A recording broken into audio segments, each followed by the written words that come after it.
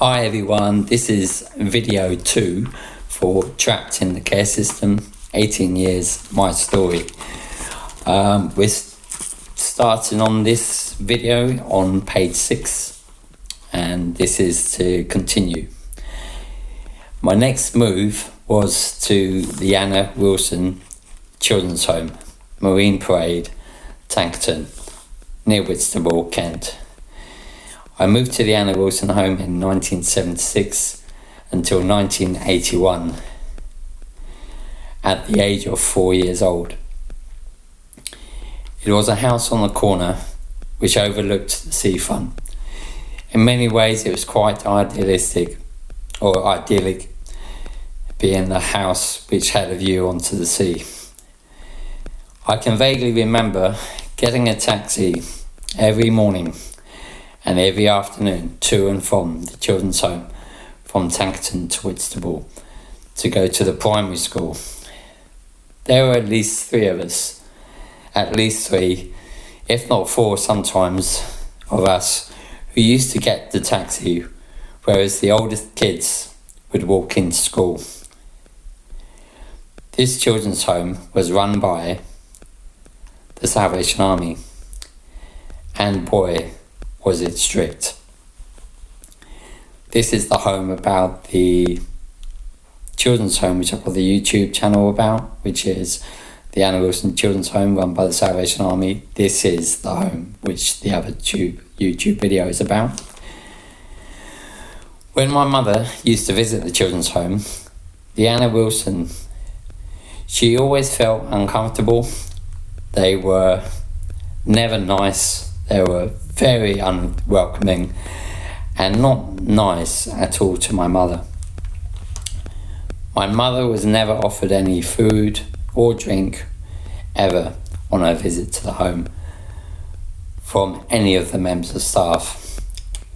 They were all quite cold people, no emotions, no feelings. As my mother reminds me, they were all, as my mum puts it, spinsters. None of them had any kids. None of them had any understanding of kids. And I think this is a complete lack on the Salvation Army's point of view, because they just didn't know how to look after kids at all. They hadn't even had kids themselves.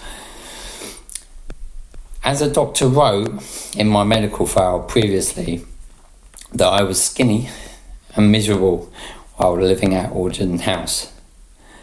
But when I experienced my living at the Anna Wilson home, I really did become miserable, unhappy. There was a lack of food, hardly, and abuse was constant. The members of staff I do remember at the Anna Wilson home, the one who's passed away, who definitely has passed away, who is the person who basically was my main abuser, was Major Brenda Fleming. Now, there was a captain there, I cannot mention her name. There was a brigadier there, I cannot mention her name. And there was a lieutenant there, who I don't even remember the name. But to this day, I cannot remember her name, the lieutenant, but was the least frightening. She was actually quite nice to us. The major would say there was a monster living in the garage. But looking back now, she was just trying to frighten the crap out of us, all to stop us going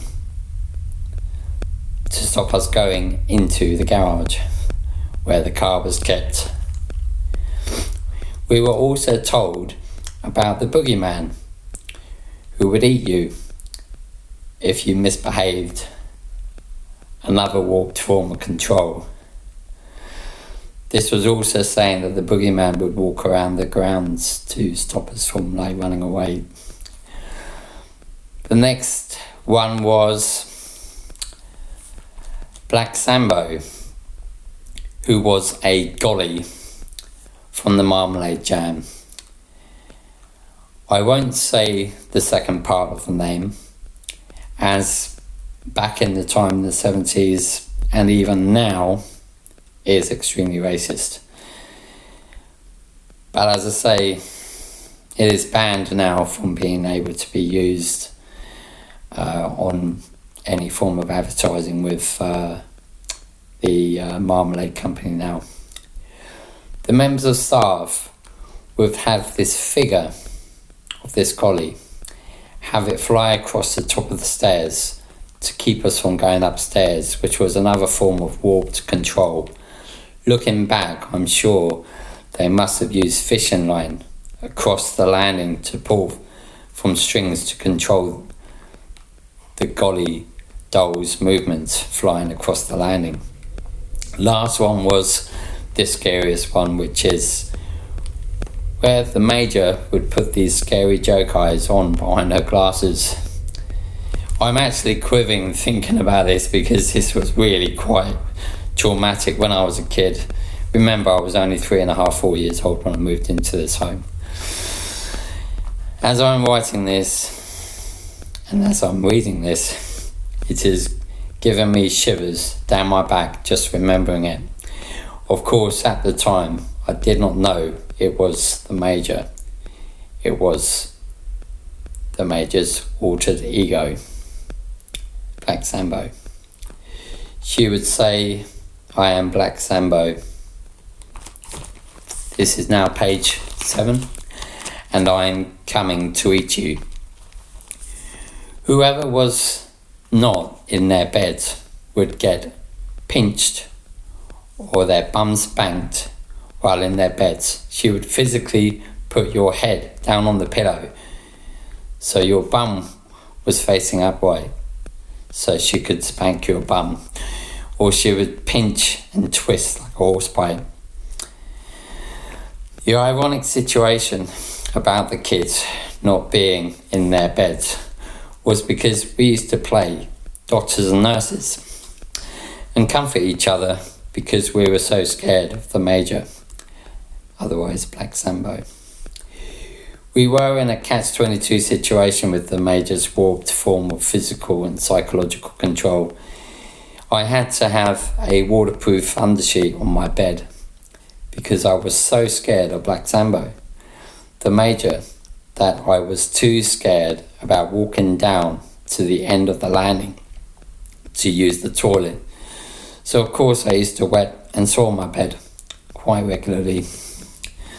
I suppose looking back now, that was probably a token for Major really, but in a way it was unfortunately the lieutenant who used to have to clean up after us.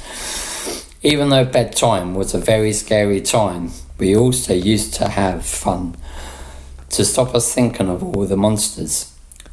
We would all have nylon sheets and nylon pyjamas and would produce static and sparks by thrusting our knees against the undersheet at high speed, which of course you would also get friction burns too, which was quite funny really.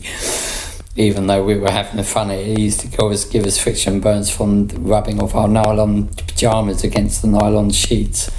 You realise there was no cotton there. We would also ride in our pillowcases, racing down the staircase from the second floor to the first floor.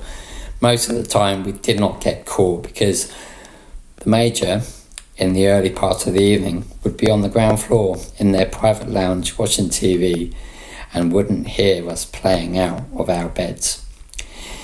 Now during the day, when we were not at school, we would be locked up in the playroom. I would say most of the kids were between the age of 4 to 10 years of age.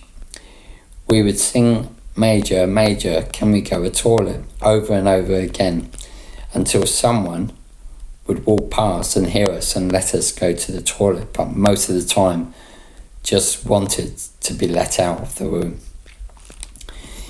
It seemed like ages until someone did let us out, and it was usually the lieutenant who let us out, as she was the nicest. There would be times when we were allowed to play in the playground when it was nice weather, but it did seem to be not for long. There were swings, roundabouts, seesaws and a rocking motion bench.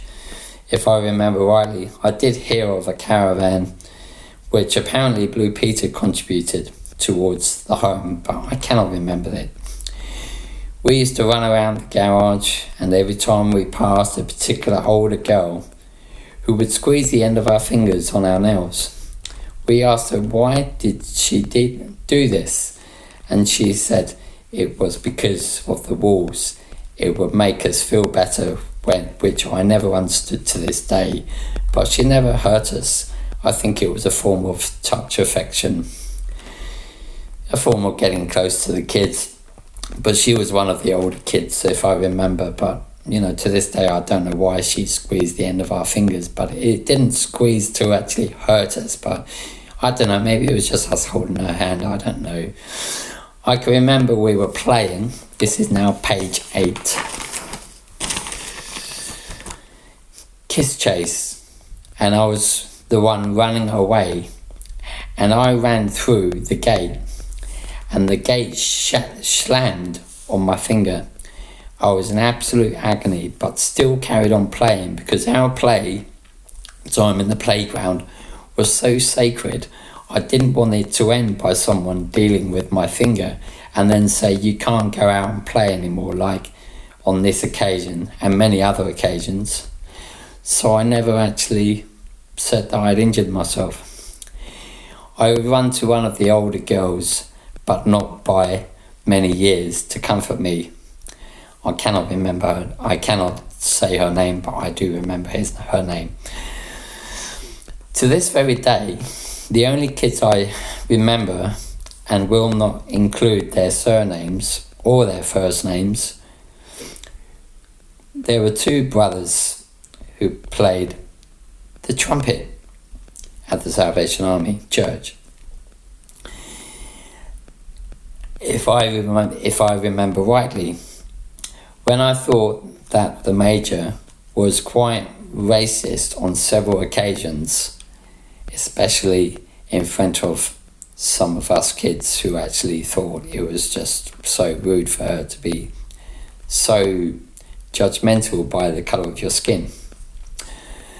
To this day, I cannot stand people who are racist.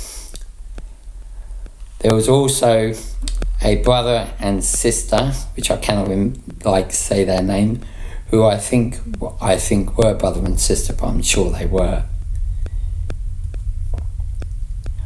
I really liked and were my best friends. Also, there was 2 other good friends of mine. There were 2 sisters who I really liked and were my friends. I think I had a little crush on one of the girls who I lived with before I moved away. But I can't say her name either. But I was very, very fond of her. And to this day, I really, really wish that all these kids I could get back in contact with. Because even though we had some really bad memories, we had some good memories too, I can't remember any more kids there, though I would say up to 40 kids lived there at any one time.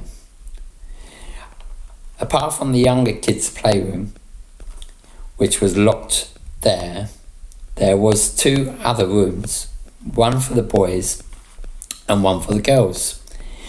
We also used to go onto the beach with the old kids and would play stone fights, unbelievably, and would hide behind the big wooden groins on the beach. On a couple of occasions, I would go back to the home with my head split open and get bandaged up because I'd had a stone thrown at me and hit my head. And of course, cut my head open. This is the time where, without my files and with gaps in my doctor's files, I apparently only went to the doctors while I was at the Annie Wilson Children's Home only 2 or 3 times between 1976 and 1981, which I can't quite believe that I didn't see a doctor. Even when I had the measles, I wasn't taken to the doctors. If I did, I have not got the notes for it or have misled the files, but I've literally got the files in my doctor's, and it didn't show anything to do with me being taken in there with the measles. Now, to this very day, my mum can't remember if Major Fleming left before me or after me, but what I can remember was that there was a new major who took over the Anna Wilson Children's Home. I do remember when the new major arrived and took over. He had taken over the Anna Wilson Home and made it a lot nicer place to live, a loving place to live. I can remember telling the new major about all the goings on with the old major, and one or two times with, of course, there's the brigadier can't say her name, the captain can't say her name, but the main abuse was Major Brenda Fleming. I can also remember answering back to the Major Fleming and telling the new major about the time when Major Fleming accused me of making a mess, and if I didn't clear it up, I would be sent up the stairs as fast before you can say Jack Robbins, when I didn't even make the mess. So sorry about that. It's just I've got a lot of it scrubbed out here, and I'm trying to figure out what the writing is above the scrubbed out writing. And after being accused for making this mess, or accused of even attempting to make a mess at a later date, I turned around and I said, I didn't even make the mess, or I don't make the mess. So because I was so annoyed because that she told me that I had made the mess when I didn't, I rebelled for the first ever. This is page 9 now. Rebelled the first ever time ever and said Jack Robbins. All I can remember was being hit by the major on my bum. She was holding me up in the air by my arm. I hit the wall on the side of the lounge and I was knocked unconscious. The next thing I know, she was dragging me upstairs to my bedroom. This is the time where I did get knocked out, and to this day, that could have been the only time I can remember ever being hit badly on my nose. And I think that was the time when I had my nose broken. And this was the time when I hit the side of the wall below the window and possibly on the window sill, where I hit myself against the wall and I got knocked out by Major Brenda Fleming. I also remember that food at the Anna Wilson home was scarce too. A small rubbery portion of porridge overcooked for breakfast, or toast and marmalade and milk. Tea time was mainly breads and spreads, and you were lucky if you had 4 pieces of bread per kid. The last slices of bread on the table, the kids would race for the last slice of bread by folding it up and putting it into your mouth like a jam roly-poly, just to get the last piece of bread before the last pieces of bread disappeared on the table but were never replenished. So what was put on the table was put on the table, and we never had any extras after that. It was basically a certain amount of slices per table, and the kids had to share that. Let's talk about the new major. She was a breath of fresh air to all of us kids. The new major had arrived, and what a difference. The kids' playing room was never locked again. We could go in and out of all the playrooms, including going into the Staff's Lounge. The atmosphere was more homely and friendly, and I started to feel happy for the first time at the Anna Wilson. I used to take the Major's, this is the new Major's dog. I can't call the dog's name. It was called Lassie, a red setter, and we would take her out for walks. One good memory I have always had about the Anna Wilson home was that I could remember the different seasons for your clothes. We would all gather around in different age groups because of the size of the clothes. It was very regimented. It was done 4 times a year for different seasons and different types of clothing. We would gather around a large cupboard to choose our choice of clothes for each season, spring and summer, and then autumn and winter clothes. Picking and choosing in turn who liked each item put out for us to choose from in turn.